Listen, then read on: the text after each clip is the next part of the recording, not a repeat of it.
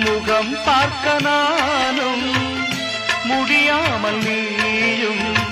திரை போட்டு உன்னை மறைத்தாலே பாவம்